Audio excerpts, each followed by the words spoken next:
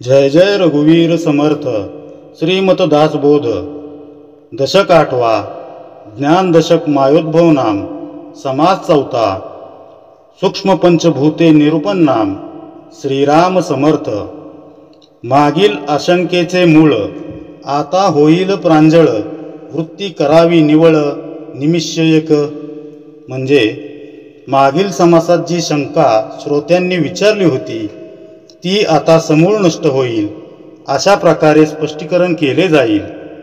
तरी श्रोत्यांनी क्षणभर वृत्ती निर्मळ करून ऐकावे। या ज्ञानदशकातून मी कोण, या विश्वाचा करता कोण, भगवंताचं खरं स्वरूप कसं आहे, अशा अगम्य प्रश्नांची उत्तरं शोधण्याचा समर्थ उक्तींच्या आधारे आपण प्रयत्न सुरू केला। आत्मज्ञानानंच अशा आशंका दूर होऊ शकतात व अलौकिक समाधानाची अनुभूती जीवाला प्राप्त होऊ शकते, हे एव्हाना आपल्या ध्यानात आलं असेलच। वरच्या इयत्तेत जाताना मागील इयत्तेतील शिकवलेलं विसरून काहीही चालत नाही। तसं आतापर्यंत आपण केलेलं चिंतन सूत्ररूपानं थोडक्यात पाहू। समर्थांनी आपल्याला सांगितलंय की भगवंतच या विश्वाचा कर्ता आहे। इतकंच नाही तर या विश्वाचा विस्तारही तोच आहे। दृश्य प्रकृतीला परब्रह्म्यानं व्यापलेलं आहे। म्हणजेच मूळ पुरुष व मूळ माया या दोहामध्ये भेद नाहीच। त्यांना विलग अलग करता येत नाही। संत या सृष्टीकडं अत्यंत करुणामय वृत्तीनं पाहतात। तुम्ही आम्ही प्रत्येकावर ते करुणेचा प्रेमाचा वर्षाव करून आपल्याला आतीव समाधान देण्याचा अविरत प्रयत्न करत राहतात। आत्मज्ञान प्राप्त केल्यामुळं त्यांना मूळ पुरुष व मूळ माया अभिन्न वाटते। मूळ पुरुषाला जाणण्यासाठी मूळ मायेच्या अर्थात सद्विद्येच्या आधारे आपल्याला प्रवास सुरू करावा लागतो, हेही आपण जाणलं। ही सद्विद्या म्हणजेच सद्गुरु प्रदत्त साधन, त्यांनी दिलेलं जीवनसूत्र। त्या आधारे जीव मूळ मायेपर्यंत पोचतो व आपसुकच त्याची मूळ पुरुषाची भेट होते। आता या समासात समर्थ पंचमहाभूतांपासून बनलेल्या विश्वाच्या बाह्य डोलाऱ्याविषयी विवेचन करत आहेत। सूक्ष्म पंचभूते म्हटल्यावर आपल्या डोळ्यासमोर उभी राहते ती ही पंचमहाभूतांनी नटलेली सृष्टी। ही सृष्टी म्हणजे परब्रह्माशी जाणीव रूपानं संलग्न असणाऱ्या प्रकृती व पुरुष यांच्यावरील सेतूच आहे। दृश्य जगताकडं थोडं सूक्ष्म दृष्टीनं पाहिल्यास ते पंचभूतांनी मिळून विणलेलं एक जाळं आहे असं आपल्याला दिसतं। या पंचभूतिक तत्वांशिवाय इतर कोणतीच गोष्ट या सृष्टीत दिसत नाही। पंचमहाभूतांपैकी पहिलं तत्व आकाश हे परमेश्वराशी अतिसंलग्न असूनही ते परब्रह्म होऊ शकत नाही, हे आपण मागं अभ्यासलं आहे। वायू हे दुसरं तत्व। आकाशात वायू वाहू लागल्यानं तेजाची उत्पत्ती झाली। हेच तेज तिसरं म्हणजे अग्नितत्व। तेजाला वायूमुळे शीतलता प्राप्त होऊन त्यातून चौथ्या जलतत्वाची निर्मिती झाली। जलतत्व गोठून पाचवं पृथ्वी तत्व विकसित झालं, हे आपल्याला ठाऊक आहेच। देह किंवा सृष्टीतील कोणत्याही वस्तूंचं या पंचमहाभूतांशिवाय अन्य कशात विभाजन होत नाही। सृष्टी निर्मिती करू शकेल अशी कोणतीही शक्ती पंचभूतांशिवाय नाही, हेही खरंच आहे। मात्र समर्थांनी या 5 तत्वांविषयी उपस्थित केलेला प्रश्न वेगळ्या पद्धतीचा आहे। त्याच्याकडे नीट पाहून तो स्पष्टपणे समजून घेऊ, म्हणजे त्याचं आकलन होऊन त्यावरील उत्तर समर्थ कृपेनंच शोधता येईल। आपल्यास ते नीट समजेल। किंबहुना समर्थांनी उपस्थित केलेल्या आशंका नीट समजावून घेतल्या तर त्यातच ज्ञानाची अनेक रहस्य दडल्याचं आपल्याला दिसून येतं. समर्थ म्हणतात की मूळ पुरुष व मूळ माया अभिन्न नाहीत, वेगवेगळे नाहीत. ते कल्पनेच्या अखत्यारीबाहेरील आहेत व या संपूर्ण सृष्टीचा विकास मूळ मायेच्या आधारे झाला आहे.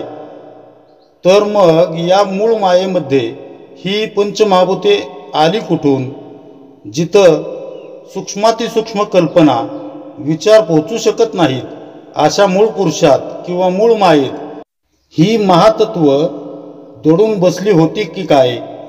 मूळ पुरुषाशी अत्यंत निकट असणाऱ्या तुर्यावस्थेपलीकडं मूळ मायेचा वास असतो. मग तिला ही पंचभूत धारण करण्याची क्षमता कशी काय प्राप्त झाली, असा समर्थांचा सवाल आहे. आपल्याकडे बऱ्याच ठिकाणी परिवाराची वंशावळ सांगण्याची पद्धत आहे. आजकाल आपण शाळेत सुद्धा मुलांना नाती समजून सांगताना कुटुंब वृक्ष म्हणजे फॅमिली ट्री काढायला शिकवतो किंवा शिक्षक मुलांना फॅमिली ट्री काढायला शिकवतात. मोठ्या कंपन्यांमध्ये संस्थांमध्ये पदसंचारणा दिलेली असते. तसं समर्थ या सृष्टीची जणू वंशावळच आपल्याला समजून देत आहेत. ब्रह्मी मूळ माया झाली, तिच्या पोटा माया आली. मग ते गुणा प्रसवली, मनोनी गुणक्षोभिनी. म्हणजे परब्रह्माच्या ठिकाणी सर्वप्रथम स्फुरण रूपाने अव्यक्त सूक्ष्म अशी मूळ माया उत्पन्न झाली.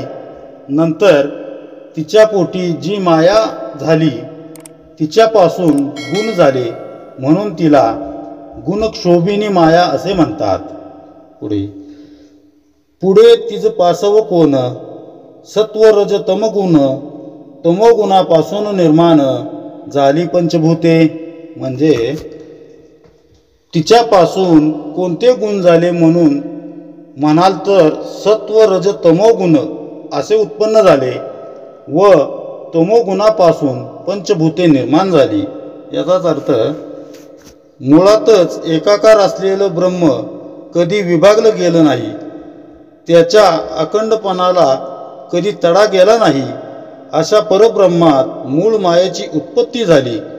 या मूळ मायेच्या पोटी गुणमायेनं जन्म घेतला. तिनं पुढं त्रिगुणांना जन्म दिला, म्हणून तिला गुणक्षोभिनी म्हणतात. या मायेपासून म्हणजेच गुणमायेपासून सत्व रज तम हे गुण झाले. यातील तमोगुणातून ही पंचभूत निर्माण झाली असं समर्थ सांगत आहेत. त्रिगुणातील तमोगुण अधिक ताकदवान आहे. पहा, बहुमतात असलेलं सरकार एखादा ठराव त्याच्या मर्जीप्रमाणे पास करून घेतं, कार्यान्वित करतं. तसंच सृष्टीत बहुमतात अर्थात बलशाली असलेल्या तमोगुणानं या सृष्टीचा ताबा घेतला. सध्याच्या काळातील समाज मूल्यांच्या नैतिकतेच्या झालेल्या अधःपतनानं सर्वत्र पसरलेल्या अनामिक दहशतीचं, बोकाळलेल्या बजबजपुरीचं, बहुतांश लोकांची वृत्ती तामसी विलासी होण्याचं मूळ कारण म्हणजेच सृष्टीवरील तमोगुणाचा अंमल. त्यामुळंच विघातक अहितकारक गोष्टी घडून येत असल्याचं, त्यांनाच जनमानसांचा पाठिंबा मिळत असल्याचं दिसून येतं. तमोगुणाचा स्पर्श झालेले विचार गोष्टी चटकन पसरतात. हेच बघा ना, उंदरासारखा एखादा छोटा प्राणी मरून पडला तर त्याचा दुर्गंध दूरवर पसरतो, पण गुलाब मोगऱ्यासारख्या सुवासिक उमललेल्या फुलांचा सुगंध घेण्यासाठी त्याच्या जवळ जावं लागतं. तसं सृष्टीचं सत्वगुण हा हिरव्या चाफ्याप्रमाणे असल्यामुळे तो शोधावा लागतो. वावगं काही बोलण्यास किंवा तशी कृती केल्यास त्याची वाच्यता मोठ्या प्रमाणात होते, मात्र प्रशंसनीय गोष्टी तितक्या वेगानं पसरत नाहीत. हा तमोगुणाचा अनिष्ट परिणाम आहे. अशानं उलटसुलट घडामोडींना ऊत येतो व संभ्रमावस्था वाढीस लागते. परमार्थ ही या गोष्टीला अपवाद नाही. म्हणून समर्थांसारखे संत पोटतिडकीनं विचारतात की आम्ही तुम्हाला जे शिकवलं नाही ते तुम्ही चटकन शिकलात, पण आम्ही तुम्हाला जे कळकळीनं शिकवू पाहतोय ते मात्र तुम्ही अंतरंगात का उतरवू शकत नाही. यात आपल्या वृत्तीचा तर दोष आहेच, पण आपलं मूळ रसायन आहे ते तमोगुणाचं, हे त्याचं प्रमुख कारण आहे. अशा या तमोगुणाच्या प्राबल्यानं साहजिकच सत्वगुण दडपला जातो. रजोगुणाचा कलही तमोगुणाकडं असतो. त्यामुळं तमोगुण सृष्टीत नेहमीच अग्रेसर असल्याचं दिसून येतं. जेव्हा तमोगुण पराकोटीला जातो त्याचं बळ अतोनात वाढतं व सत्वगुण लयास जातोय की काय अशी परिस्थिती उद्भवते. तेव्हा भगवंताला अवतार धारण करून सत्वगुणास सज्जनांस आधार द्यावा लागतो. असं या त्रिगुणांचं सृष्टीतील स्थान व त्रिगुणातून निर्मिती झालेल्या पंचमहाभूतिक सृष्टीचं हे रहस्य आहे. मात्र समर्थांनी उपस्थित केलेला प्रश्न अजूनही अनुत्तीर्णच आहे. त्यासाठी या पंचतत्वांचा सूक्ष्मतेनं अभ्यास करावा लागणार आहे. सृष्टीची वंशावळ मांडल्यावर तिचा जन्म तमोगुणातून झाला हे आपण माहीत करून घेतलं. आता या सृष्टीतील पंचमहाभूतांचं सूक्ष्म स्वरूप समर्थ आपल्याला समजून सांगण्यास सुरुवात करत आहेत. तत्पूर्वी ज्ञान दशकाचा हा अभ्यास करताना बऱ्याचदा अशी व्यक्त वा अव्यक्त शंका उत्पन्न होऊ शकते की हे सारं समजून घेण्याची खरंच गरज आहे का? हे सूक्ष्म ज्ञान मिळून नक्की काय साधायचं आहे? आपलं सामान्य ज्ञान वाढावं किंवा ही प्रवचन मालिका सुरू राहावी असा याचा निश्चितच उद्देश नाहीये. हे सूक्ष्म ज्ञान प्रदान करण्यामागं असणारी सद्गुरूंची व्यापक भूमिका आपण समजून घ्यायला हवी. अन्यथा हे ज्ञानदान एखाद्या व्याख्यानाप्रमाणे उपवासाचा विषय होऊ शकतो. वास्तविक ज्ञान या शब्दात अत्यंत पवित्र असा बोध सामावलेला आहे. ज्ञाना इतकी परमपावन दुसरी गोष्ट नाही. या ज्ञानदशकातून समर्थ आपल्याला त्या पवित्र अशा आत्मज्ञानाकडेच घेऊन जात आहेत. प्रत्येक समाज लिहिण्यामागची समर्थांची एकच उदात्त अशी भूमिका आहे, पण ती आपण नीट समजून घेत नाही. आपण त्यातील शब्दात हरवून जातो. मूळ मायेतील गुणमायेतून जन्मलेल्या तमोगुणापासून स्थूल रूपात असलेल्या या पंचमहातत्वांची सूक्ष्म अंग समर्थ का आणि कसं समजवत आहेत ते बघूया आपण. माया तोची मूळ पुरुष या समर्थांच्या सूत्रानुसार संत सृष्टीतील जाणीवरूप भगवंतास पाहतात. संतांना साधलेली ही विचारधारा समर्थ आपल्याही अंतरंगात उतरू पाहत आहेत. मातेच्या उदरी बालक जन्मतं. जन्म झाल्यासरशी ते मातेपासून वेगळं होतं, कारण त्यानं वेगळा देह धारण केलेला असतो. असं जरी असलं तरी त्याची DNA चाचणी केल्यास बालकाची व त्याच्या मातापित्यांची गुणसूत्र ही जशी एकच आढळतात, ती चाचणी त्याच्यातील तादाम्य दाखवून देते. तसं या सृष्टीतील स्थूलात असलेल्या पंचतत्वांची रूप त्या मूळ मायेमध्ये सूक्ष्मत्वानं असल्याची आढळतात. जिथं ओंकार या मितिकाक्षराची निर्मिती होते तिथं या पंचमहाभूतांची सूक्ष्म बीज विलसत असतात हे दिसून येतं. जे स्थूल रूपात दिसतं तेच उकारात दिसतं आणि जे उकारात अत्यंत सूक्ष्म रूपानं आहे तेच स्थूल रूपानं या विश्वात दिसतं. हे जर आपण आपल्या अंतरंगात दृढपणे उतरवू शकलो तर गुरुकृपेनं आपल्या वृत्तीमध्ये अपार परिवर्तन घडून येतं.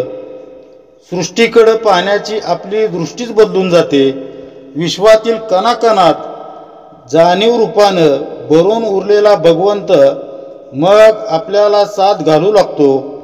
तेव्हा आपल्याला भगवंत दर्शन व्हावं यासाठीच समर्थांनी हा समास रचला आहे.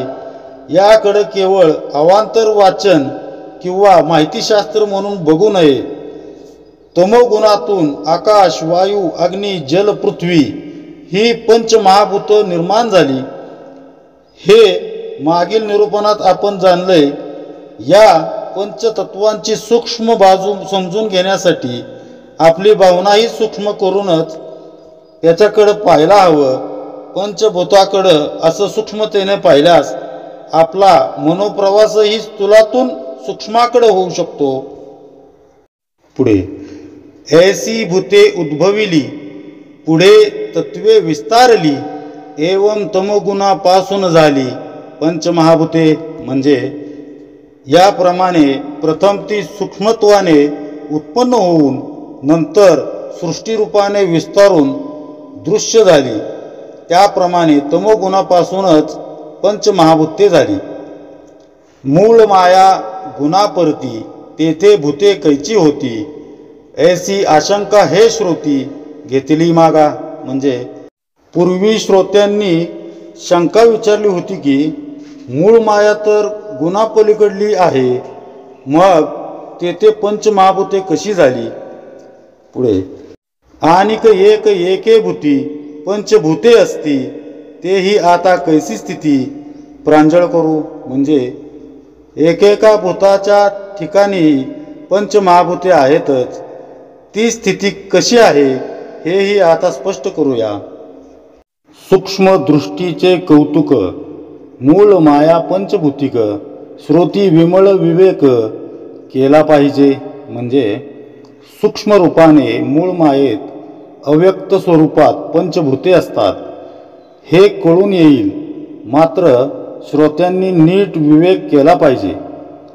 याचाच अर्थ सूक्ष्म विचार केल्यास मूळ मायेत पंचमहाभूतांचं बीज रूपात अस्तित्व असतं हे सहज कळून येतं. मात्र त्यासाठी आवश्यक असणारी सूक्ष्म दृष्टी शुद्ध विवेकानंच प्राप्त होते. असा विवेक सत्संगतीतून, सद्गुरूंनी दिलेल्या साधनेतून स्वतःच जिजवल्यानंतर मिळू शकतो. हे आपण या अगोदर बऱ्याच वेळा पाहिलेलं आहे. संत संगतीत आपण राहून प्राप्त झालेल्या विवेकातून मिळणारी सूक्ष्म दृष्टी स्थूलामध्ये असणारे पंचभूतांचे सूक्ष्म गुणधर्म सांगू शकेल. इथं तर तर्कदृष्ट्या एक प्रश्न निर्माण होऊ शकतो, तो म्हणजे मूळ माया ते गुणमाया ते त्रिगुण ते तमोगुण ते पंचमहाभूते असा प्रवास असला तरी पंचमहाभूतांचे गुणधर्म मूळ मायेत कसे असणार. हे म्हणजे पंतवंडातील गुणधर्म पणजी पंजोबामध्ये असतात असं म्हटल्यासारखं होईल. त्यामुळं पंचमहाभूतांचे गुणधर्म थेट मूळ मायेत कसे दिसतात हे समजून घेण्यासाठी समर्थ सांगतात त्याप्रमाणे विवेक दृष्टीचाच एकमेव आधार आहे. जशी माऊली ग्रास देते मुलाला, तसे बोधुनी ज्ञान पाजी जनांना. या उक्तीनुसार समर्थ छोट्या छोट्या भागांतून हे ज्ञानदशक आपणास समजावून सांगत आहेत. पंचभौतिक सृष्टीचा उदय कसा झाला हे आपण बघितलं. आता त्यातील प्रत्येक तत्वाचे गुणधर्म पाहू. एखादी व्यक्ती उंच, बुटकी, मध्यम धाटणीची, रंगानं सावळी, गोरी आहे असं आपण म्हणतो. हे त्या व्यक्तींचे स्थूल गुणधर्म आहेत. तसंच एखादी व्यक्ती शांत, तिरसट, भोळी, तापट अशा असतात असं आपण त्यांना म्हणतो. तेव्हा ते गुणधर्म बाह्यांगानं दाखवता येत नाहीत. ते त्या व्यक्तींची स्वभाव वैशिष्ट्य म्हणता येईल. त्याचप्रमाणे पंचमहाभूतांचे स्थूल गुणधर्म आपल्याला दिसतात. आकाश, अग्नी, जल, पृथ्वी यांना स्थूल रूपात आपण अनुभवू शकतो. वायू दिसत नसला तरी त्याचा स्पर्श जाणवतो. अशा पंचतत्वांची सूक्ष्म स्वभाव वैशिष्ट्य विशद करताना समर्थ पुढे सांगतात. आधी भूते ती जाणावी, रूपे कैसी ओळखावी, मग ते शोधून पाहावी. सूक्ष्मदृष्टी म्हणजे त्यांनी प्रथम पंचमहाभूतांना जाणून घ्यावे, त्यांचे रूप ओळखावे आणि मग सूक्ष्मदृष्टीने त्यांचा शोध घ्यावा. ओळखी नाही अंतरी ते ओळखावी कोणे परी, म्हणून भूतांची ओळखी चतुरी. नावेक परिसावी कशी ओळखायची याचे ज्ञान नाही, तरी ती ओळखावी तरी कशी, म्हणून प्रथम चतुर श्रोत्यांनी त्या भूतांना कसे ओळखावे हे क्षणभर ऐकून घ्यावे. पुढे जे जे जड आणि कठीण ते ते पृथ्वीचे लक्षण, मृद आणि ओलेपण तितुके आप. म्हणजे जे जे जड आणि कठीण असते ते पृथ्वी तत्वाचे लक्षण असते आणि मृदू आणि ओलेपणा जेथे असतो ते जलाचे लक्षण होय. जे जे उष्ण आणि सतेज ते ते जाणावे पै तेज, आता वायू ही सहज निरोपी जेल. म्हणजे जे जे उष्ण आणि सतेज असते ते ते तेजाचे लक्षण होय. आता स्वाभाविकच वायूचे लक्षण सांगितले जाईल. चैतन्य आणि चंचळ तो हा वायूची केवळ, शून्य अवकाश निश्चळ आकाश जाणावे. म्हणजे चैतन्य आणि चंचल तत्व हे वायूचे लक्षण असून शून्य आणि निश्चल पोकळी हे आकाशाचे लक्षण जाणावे. याचाच अर्थ पंचतत्वे ज्या क्रमानं निर्माण झाली त्यांच्या उलट क्रमानं समर्थ त्यांची सूक्ष्म वैशिष्ट्य सांगत आहेत.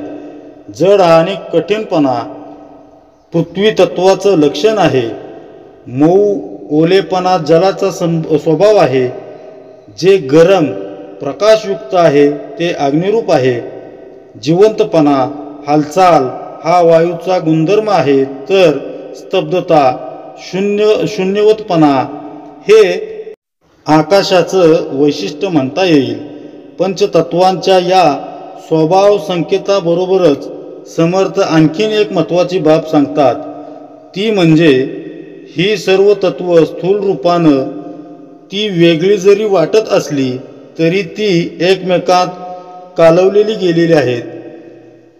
आपल्या देहाकडं थोडं तटस्थपणे पाहिलं वरील विधानांची सत्यता पटते आपल्याला.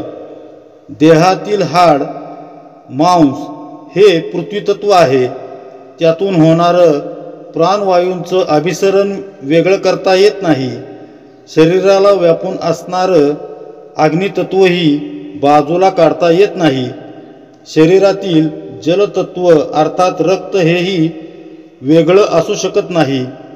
सारांश या पिंडात हा जसा पंचतत्वांचा काला आहे तसाच तो ब्रह्मांडातही पाहायला मिळतो.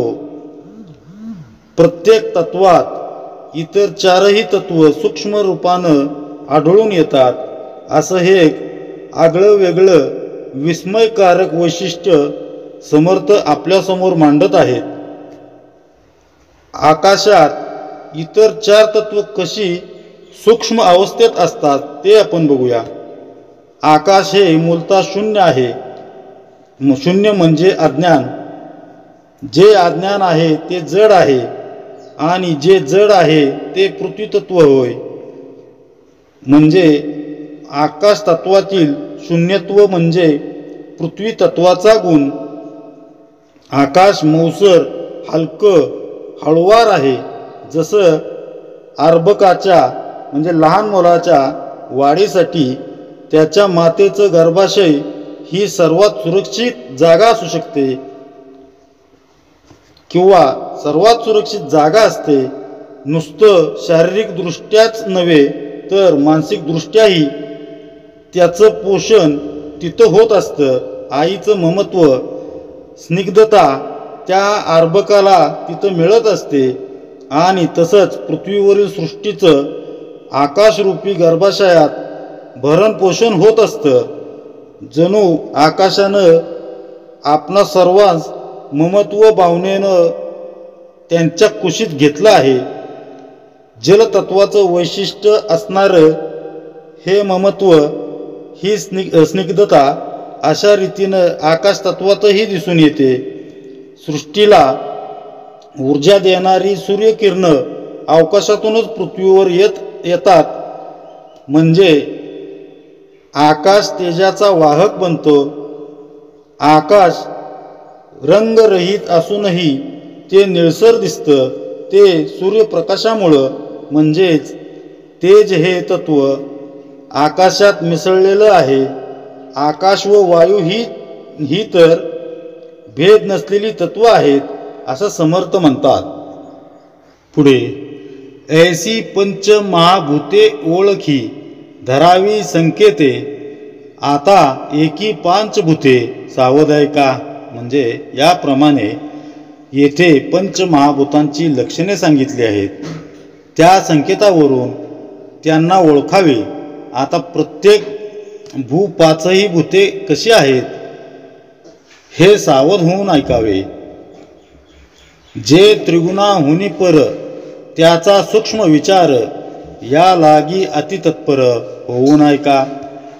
जे त्रिगुणांच्या पलीकडे आहे त्याचा विचार अत्यंत सूक्ष्म आहे, म्हणून अतितत्पर होऊन ऐका.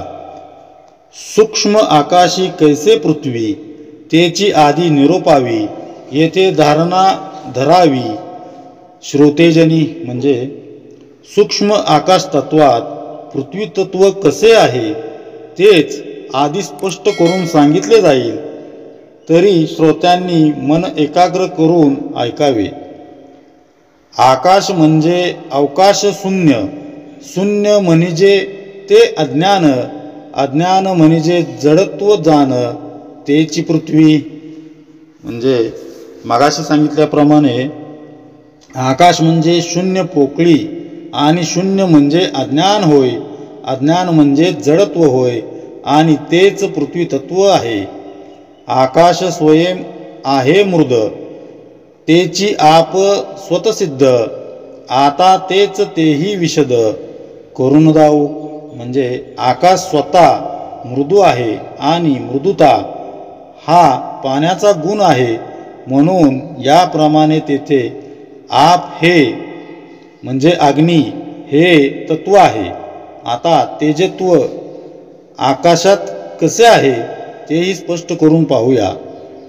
अज्ञाने भासला भास, तोची तेजाचा प्रकाश, आता वायो सावकाश साकल्प्य सांगो. म्हणजे अज्ञानामुळे जो प्रकाश जाणवतो ते तेज तत्व होय. तेथे आता वायुतत्व कसे आहे ते नीट सांगतो.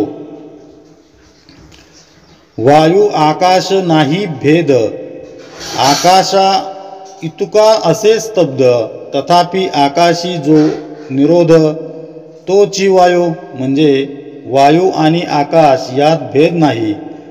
आकाशा इतकाच तो स्तब्ध असतो, तथापि आकाशाच्या ठिकाणी जो प्रतिबंध असतो तो वायू जाणावा.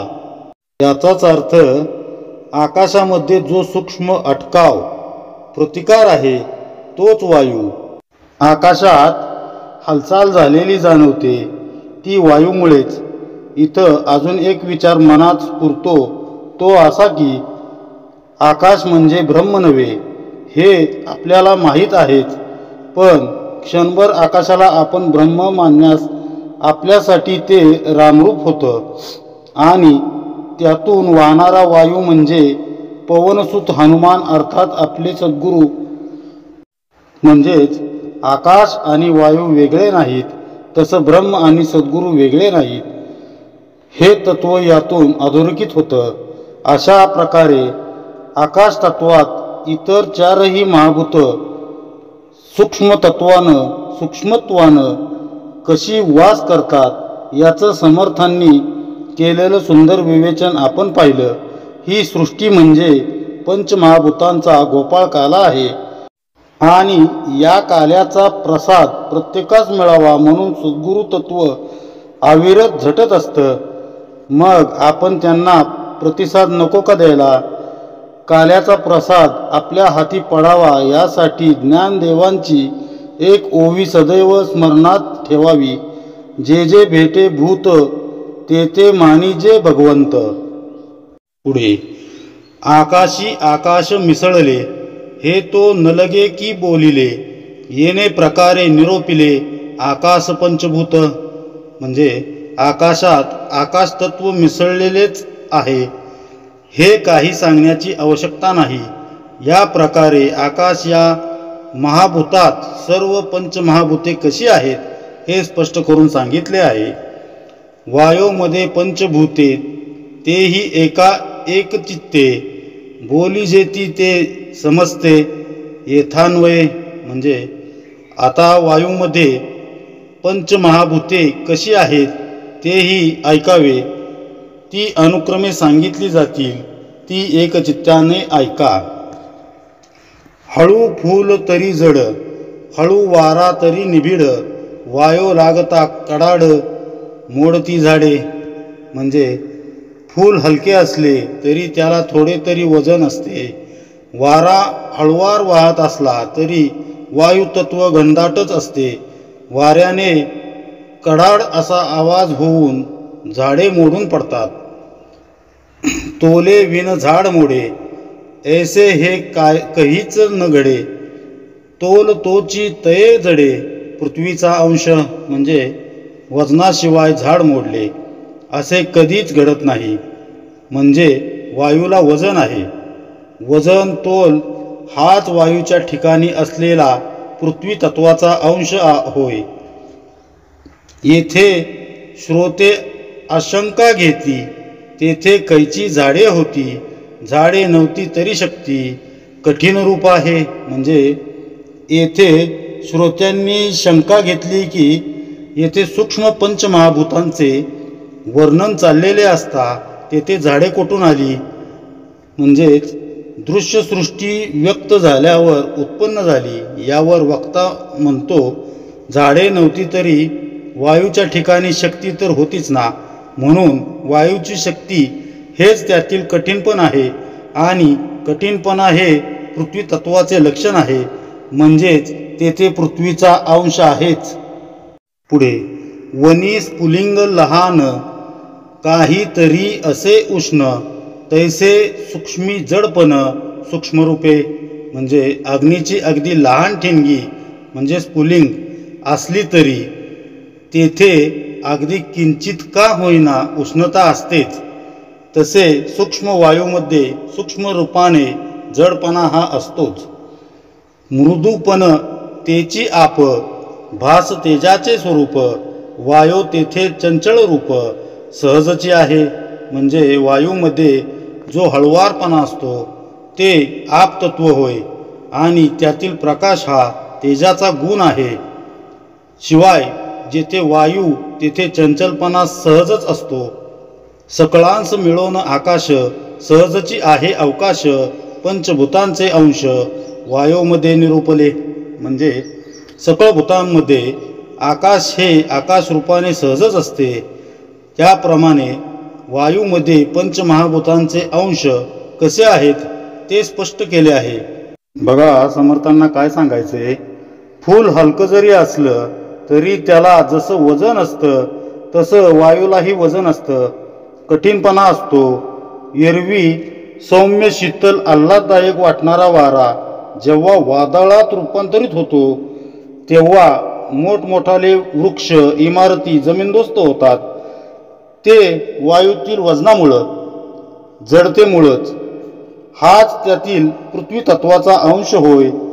सीता शोधनार्थ ज्यावेळेस लंकेत गेलेला हनुमंत अशोक वाटिकेत दाखल झाला, प्रभू रामचंद्रांनी दिलेली मुद्रिका सीता माऊलीस देऊन त्यांनी स्वतःचा परिचय दिला.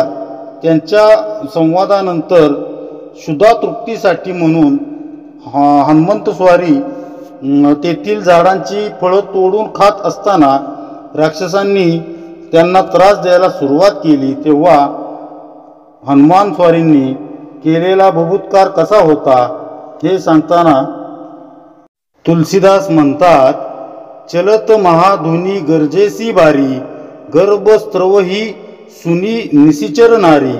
म्हणजे तेथील गर्भवती राक्षसिणींचे गर्भ गळून पडतील इतका प्रचंड तो आवाज होता. पवनपुत्राच्या या वायुरूपी हुंकारातील कठीणपणा पृथ्वी तत्वच दाखवतो. पुढे, आता तेजाचे लक्षण भासले पण ते कठीण, तेजी ऐसी ओळखन पृथ्वीची. म्हणजे आता तेजामध्ये ते कसे आहेत ते सांगतात. प्रकाश हे जे तेजाचे लक्षण आहे त्यात जडत्व आहेच, तेच पृथ्वी तत्व होय. पुढे, भासला भास वाटे मृद, तेजी आप तेजी प्रसिद्ध, तेजी तेच स्वतसिद्ध, सांगण्याची न लगे. म्हणजे जो प्रकाश दिसला तो मृदू वाटतो ते आपतत्व तेजाच्या ठिकाणीचे समजून जावे. तेजात तेज असते हे तर प्रसिद्धच आहे, ते सांगण्याची आवश्यकता नाहीये. तेजी वायो ते चंचळ, तेजी आकाशे निश्चळ, तेजी पंचभूते सकळ निरोपिली. म्हणजे तेजातील चंचलपणा हे वायुतत्व आहे, तर निश्चलपणा हे आकाशतत्व आहे. याप्रमाणे तेजात पंचमहाभूते कशी आहेत हे स्पष्ट केले आहे. याचाच अर्थ, चुलीत किंवा शेकोटीत लाकूड घातलं की ते पेट घेतं. आपल्याला कळत नाही की अग्नीत लाकूड जळतंय की लाकडातील अग्नी प्रज्वलित होतोय. लाकडातही अग्नी सूक्ष्मत्वानं राहत असल्यानं त्याला पोषक वातावरण मिळालं की तो प्रज्वलित होतो. वणवा हेही याचं उदाहरण एक म्हणता येईल. लाकूड कठीण आहे आणि काठिण्य हा पृथ्वी तत्वाचा गुण आहे. म्हणजेच अग्नीत पृथ्वी तत्व आहे. अग्नी व जल हे तसे परस्पर विरोधी आहेत. मग अग्नीत जलतत्व कसं? यासाठी थोडं रामायणात डोकावू. रावणाचा वध करून प्रभू रामचंद्र सीता माऊलीसह अयोध्येस पोचले. परक्यांकडे राहिलेल्या स्त्रीला पुन्हा स्वीकारण्या इतकं त्यावेळचं समाजमत प्रगल्भ नव्हतं. त्यामुळं सीतेला अग्निदिव्यातून जावं लागलं. जेव्हा सीतेनं अग्नीत प्रवेश केला तेव्हा तिच्या पावित्र्यामुळं अग्नीच्या ज्वाळा चंदनासमान शीतल झाल्या. तेजातील ही मृदुता त्यातील जलतत्वाचं द्योतक आहे. तेजामध्ये तेज असलंच पाहिजे, ते असतंच. तेजातील चंचलता वायूचा, जर तेजाची स्तब्धता आकाशाचा गुणधर्म सांगते. म्हणजेच तेजात इतर चारही तत्व समाविष्ट आहेतच. आता जलतत्वाविषयी समर्थ काय म्हणत आहेत ते बघू. आता आपाचे लक्षण आप तेजी जे मृदूपण ते कठीण, तेची पृथ्वी. म्हणजे आप म्हणजे पाणी, आप तत्व तेच मृदूपण होय. हलके पाणी आणि जड पाणी असे आपण म्हणतो. जड पाण्यातील जडत्व हेच पृथ्वी तत्व आहे. पुढे, आपी आप सहजची असे, तेच मृदूपणे भासे, वायो स्तब्धपणे दिसे, मृदुत्वाअंगी. म्हणजे आपात आप तत्व सहजच असते, तेज हे मृदूपणाने भासते, वायू हा मृदुत्वाच्या अंगी स्तब्धपणे दिसतो. आकाश न लगे सांगावे, ते व्यापकची स्वभावे, आपी पंचभूतांची नावे, सूक्ष्म निरोपिली. म्हणजे आकाश तत्व त्याच्या व्यापक स्वभावामुळे मुद्दाम वर्णन करून सांगण्याची आवश्यकता नाही. त्याप्रमाणे आपाच्या ठिकाणी महाभूते कशी आहेत हे स्पष्ट करून सांगितले. म्हणजे समर्थांना काय म्हणायचे? मृदूपणा हे जलाचं ठळक वैशिष्ट्य. मात्र पाण्यात उंचावरून मारलेली उडी आडवी पडली तर अंगाला पाण्याचा मार लागतोच ना. डोक्यावरून पाण्याचा ओहोळ कड्या कपारींना, मोठमोठ्याला पाषाणांना भेदत आपला मार्ग काढतोच ना. वीज निर्मिती करणारे मोठमोठाले टर्बाईन्स फिरवण्यासाठी पाण्याचा प्रचंड ओघ त्यावर सोडतात. पाण्यात जडपणा असल्याशिवाय का ते टर्बाईन फिरतात? पाण्यातील हा कठीणपणा त्यातील पृथ्वीतत्व दाखवतो. पाण्यात पाणीपणा असतोच, त्याच्यामुळं पाण्यातील मऊपणा अनुभवायला येतो. या मऊपणातील स्तब्धता हा आकाशाबरोबरच वायूचाही गुणधर्म आहे. पाण्यात प्राणवायू असल्यामुळेच त्यात विविध वनस्पती जलचर वास करतात. म्हणजेच पाण्यात वायुतत्व आढळतं. सर्वांना व्यापून असणारं आकाश पाण्यातही असणारच. अशा प्रकारे जलतत्वात इतर महाभूते आहेत हे कळून येतं. या पृथ्वी तत्वात ती कशी दडलेली आहेत ते बघू. आता पृथ्वीचे लक्षण. कठीण पृथ्वी आपण, कठीण तत्वी मृदूपण तेची आप. म्हणजे आता पृथ्वी तत्वात ती कशी आहेत ते पाहू. कठीणपणा हा तर पृथ्वी तत्वाचा गुण आहे. त्या कठीणपणात मृदुता हे आपतत्व होय. कठीण तत्वाचा जो भास तोची तेजाचा प्रकाश, कठीणत्वी निरोधांश तोची वायू. म्हणजे कठीणपणाचा जो भास तो तेजाचा प्रकाश म्हणजे गुण होय. कठीणपणाच्या ठिकाणी जो प्रतिबंध तो वायू होय. आकाश सकळांस व्यापक हा तो प्रगटची विवेक. आकाशीच काही एक भास भासे. म्हणजे आकाश तत्व तर सगळ्यात व्यापून आहे हा विचार तर प्रगटच आहे. आकाशाच्या ठिकाणी कुठलाही भास भासत असतो. याचाच अर्थ पृथ्वी तत्व तिच्या स्वतःत आहेच. पृथ्वीतील मृदूपणा म्हणजे तिच्यातील जलतत्व होय. धरणी गर्भातील उपयुक्त खजिनं, तेल, तसंच खोलवर खदखदणारा लाव्हा रस धरणीतील अग्नितत्व दर्शवतो. शिवाय पृथ्वीमधील कठीणपणाचा प्रत्यय तेजामुळेच येतो. या कठीणपणात आढळून येणारा प्रतिकार निरोध हा वायूचा अंश होय. आकाशासारखी पृथ्वीही सर्वसमावेशक आहे. मनुष्य कितीही प्रदूषण करो, नैसर्गिक स्रोत ओरबाडून घेवो, पृथ्वी त्याला स्वीकारून आपल्या अंगाखांद्यावर घेतेच नाही. हा पृथ्वीचा सामावून घेण्याचा गुण त्यातील आकाशाचा आहे. म्हणजेच पृथ्वी तत्वातही इतर महाभूते आहेतच. खरं तर ही पंचमहाभूते एकमेकांपासून अलग करून अभ्यासताच येत नाहीत. ती एकत्रपणे सृष्टीस व्यापून उरली आहेत. या पंचमहाभूतांचा समान सूक्ष्म गुणधर्म ओंकारामध्येही निश्चितपणे सामावलेला आहे. ओंकार म्हणजेच नाम. नामाच्या आधारे भगवंताचं अनुसंधान ठेवून जो जगतो त्याच्या जीवनाचं नामच आधार बनतं. जीवनाला कणखरपणे सामोरं जाण्यास बळ देतं ते नामच मिळवून देतं. नामाच्या जोरावर जीवनातील संकट लिलया पार होतात. हा नामातील पृथ्वीचा गुणधर्म. अखंड नामोच्चारानं मन नकळत सद्गतीत होतं. भाव विभोर होतं. नयनाश्रू ओघळू लागतात.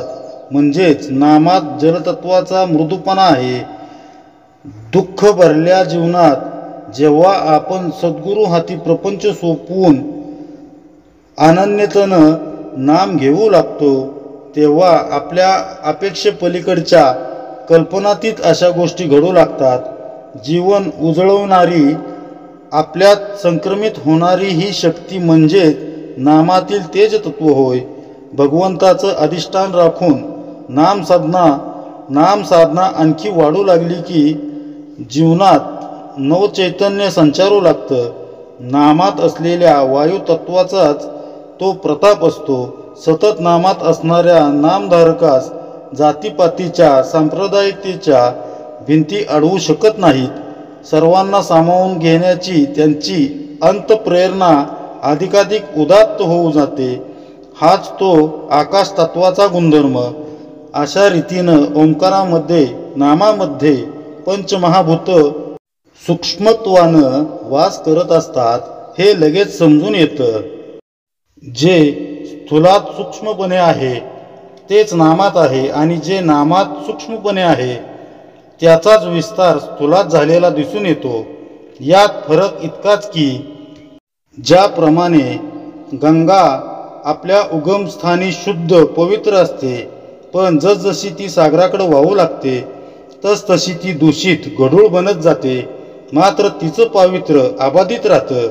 तसं मूळ मायेत ही पंचमहाभूतं सूक्ष्म स्वरूपात असताना निर्मळ विशुद्ध असतात, पण जसजसा त्यांचा स्थूलात विस्तार होऊ लागतो तसतशी त्रिगुणांची त्याला जोड मिळत जाते व ती गढूळ दूषित होत जातात.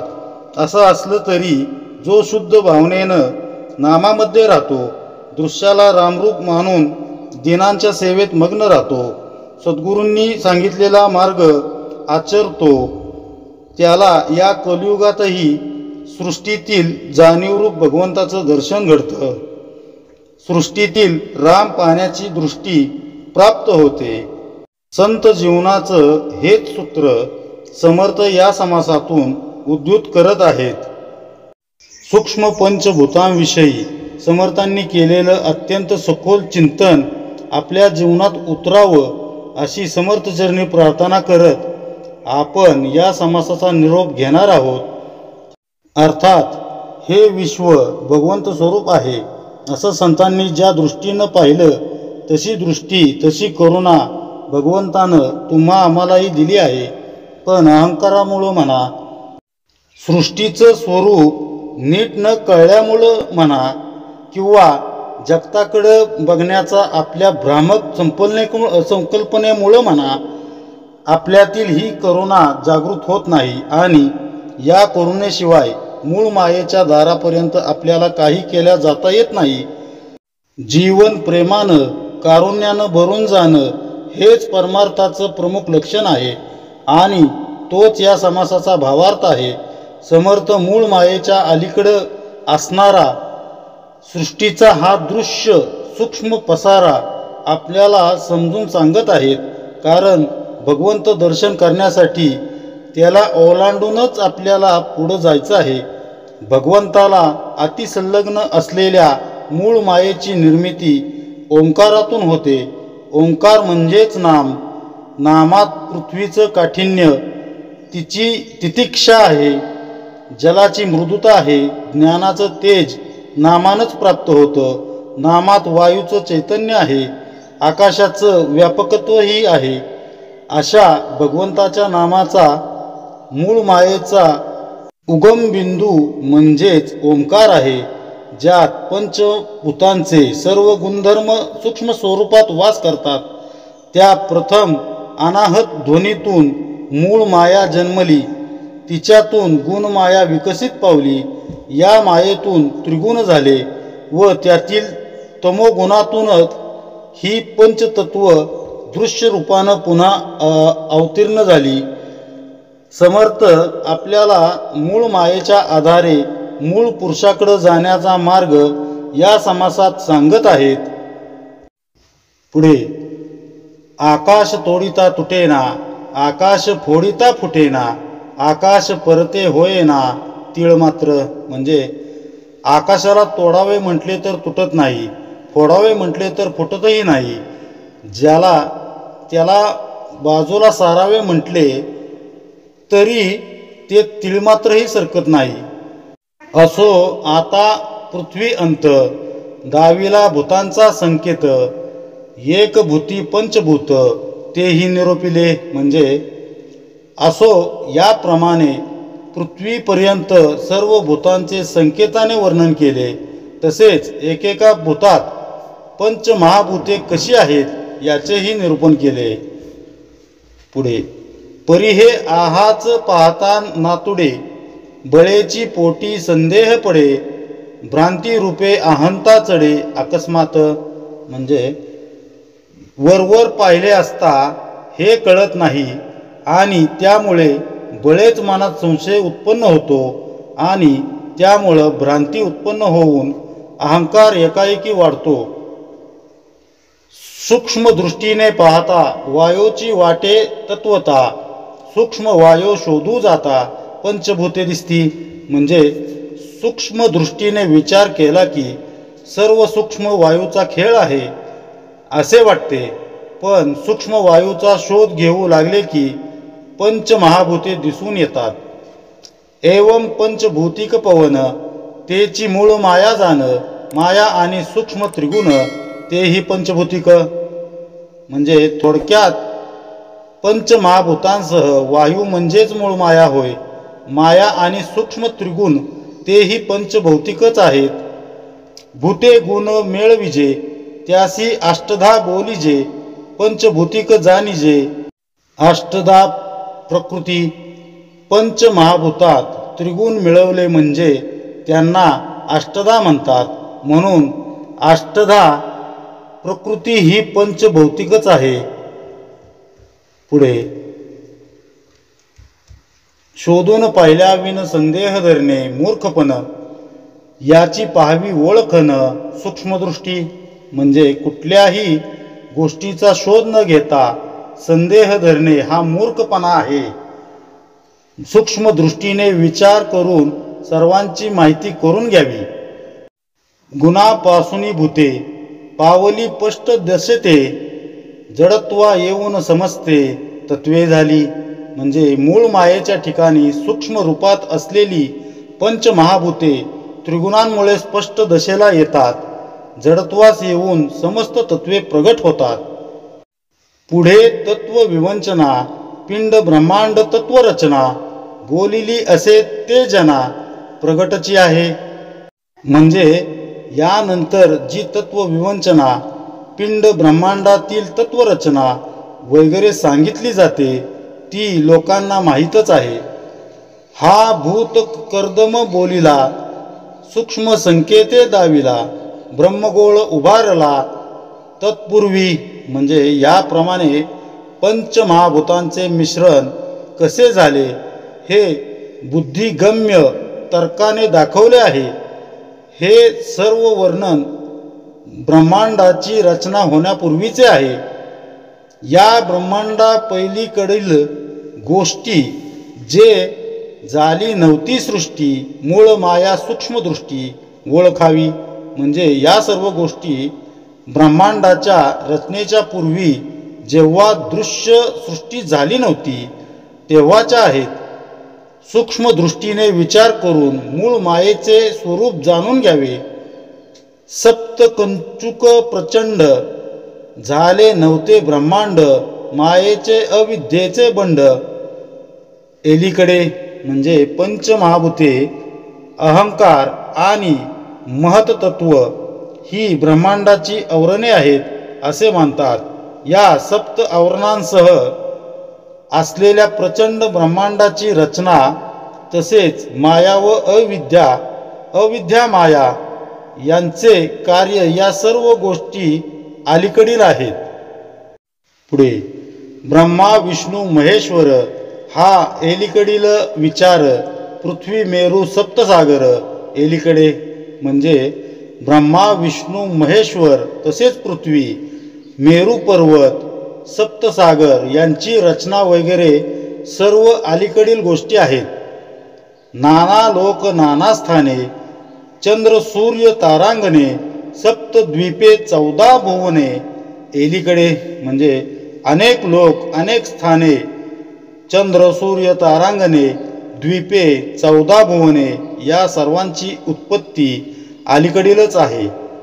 शेष कूर्म सप्त पाताळ, 21 स्वर्गे, 8 दिक्पाळ, 33 कोटी देव सकळ एलीकडे.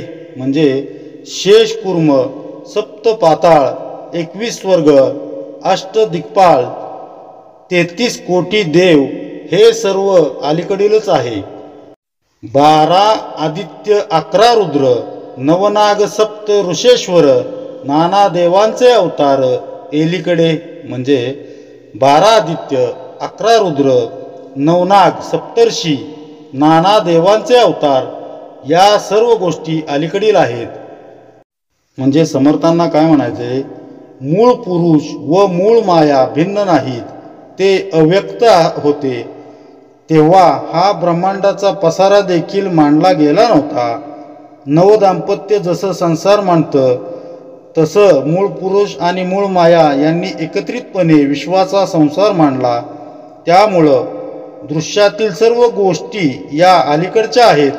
ब्रह्मा विष्णू महेश, पृथ्वी मेरू पर्वत, सप्तसागर, 12 आदित्य, सप्तर्षी, देवांचे अवतार अशी एकाहून एक विलक्षण रूप देखील मूळ मायेच्या उगम बिंदूच्या अलीकडच्या व्यक्त दशा आहेत.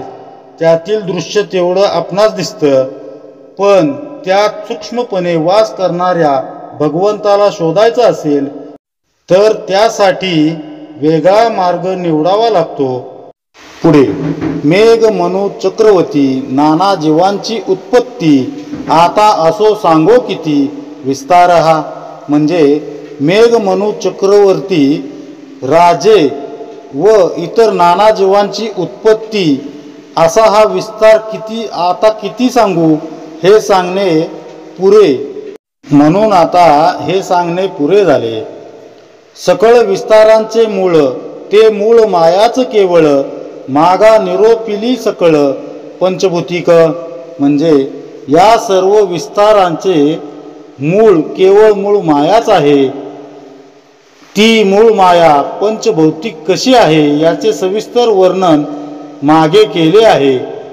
पुढे सूक्ष्म भूते जी बोलिली, तेची पुढे जडत्वा आली, ते सकळही बोलिली पुढले समासी. म्हणजे प्रथम ज्या सूक्ष्म पंचभूतांचे वर्णन केले आहे तीच पुढे जडत्वास कशी आली, ते सर्व वर्णन पुढील समासात सांगितले जाईल.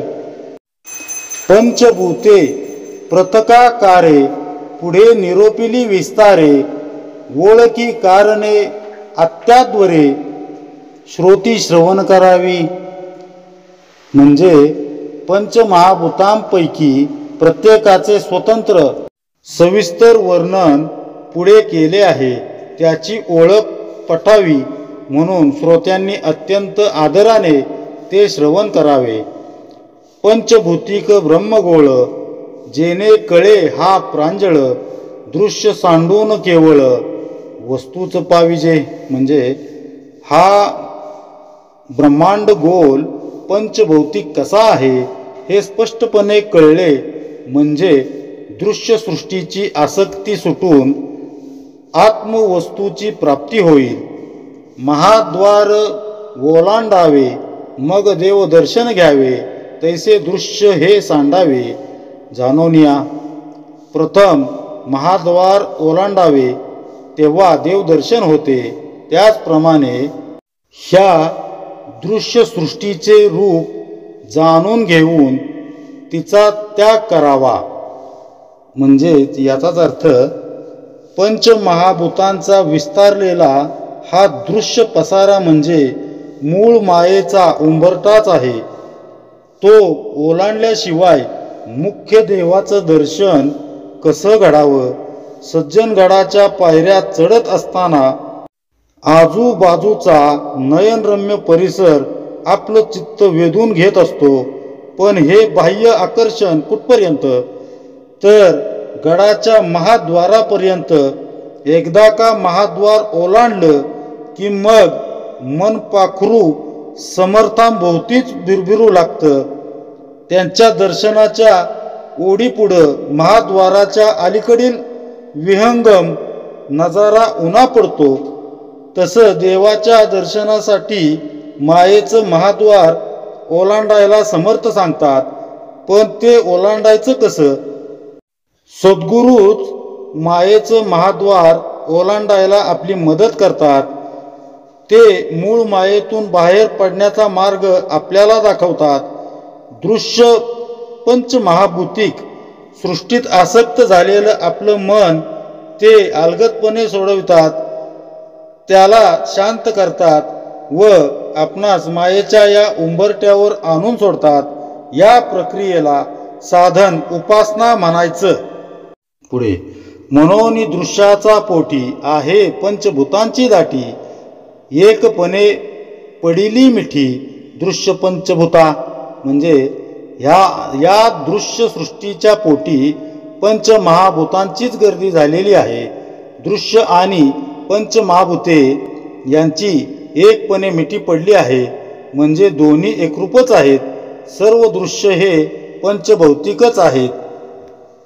म्हणजे याचाच अर्थ हे पंचभौतिक दृश्य जाणून त्यातील आपली आसक्ती सोडून द्यावी. दृश्य विश्व पंचतत्वांनी गच्च भरलेलं आहे. दृश्य व पंचतत्व यामधील ऐक्याची मिठी सोडवून त्या महाद्वारापर्यंत पोचण्याचा पुरुषार्थ गाजवावा. हे मायारूपी महाद्वार ओलांडलं की ब्रह्मदर्शन होऊन नरदेह सार्थकी लागतो. देह बुद्धी ते आत्मबुद्धी असा हा मनुष्याचा क्रांतिकारी परमार्थ प्रवास यशस्वीपणे पूर्ण होतो. ही समर्थचरणी प्रार्थना.